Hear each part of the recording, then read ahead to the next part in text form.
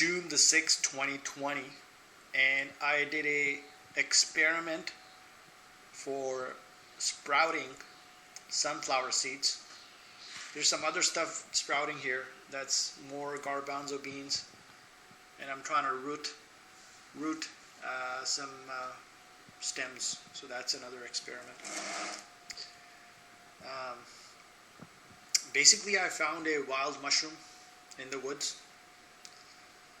So one control experiment has sunflower seeds that have not come in contact with this mushroom in any way other than they sitting next to each other in different containers. And the other control is coming in contact with the wild mushroom, and I'll open. So I haven't opened these so far, so we'll take a look at how they've sprouted, realizing the fact that they've both gotten equal amounts of water.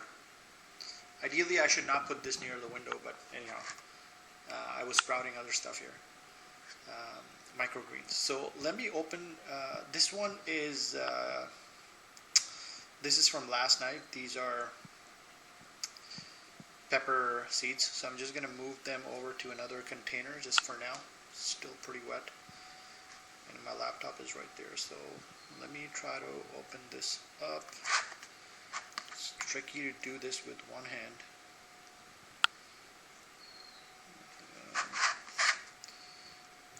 Because I gotta see if it's recording. Then I'm doing the multitasking. So one of the things I've noticed with sunflower seeds is that it sprouts faster, obviously, if it's outside of its shell. So this one was without shell, and obviously that one sprouted. I'm still trying to figure out how to have the birds and squirrel not eat them.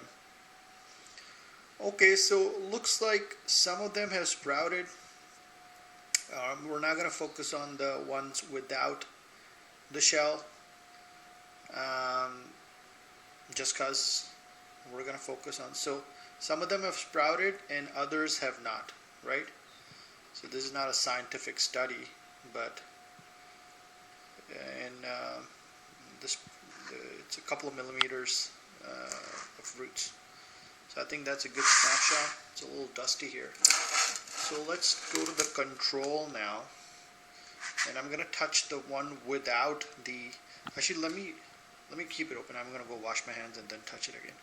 So this one was the one that came in contact with the wild mushroom. So it's got one piece that was kind of just on top of it. And there's another piece, and this is why science is important, as rudimentary as the experiment may be. Smells a little funky here. Okay, so this is the other, and none of them have sprouted. Okay, so based on this simple experiment, at least this level of contact with the wild mushroom has absolutely no bearing.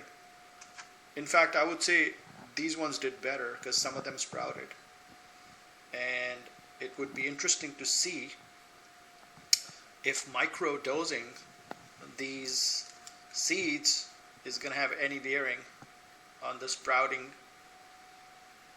speed. Because in this capacity, there's again no impact. So I'm going to take this out. I'm going to wrap this up again. And I'm going to powder just a little piece, like maybe this much, like a gram or so. And then I'm just going to sprinkle a little on top.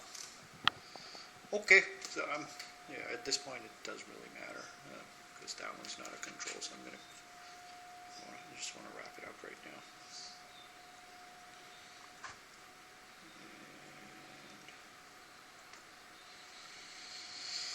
Okay, well, that's my experiment.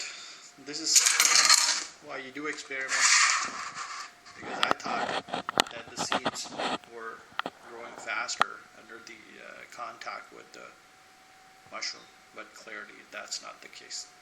Alright, see ya later.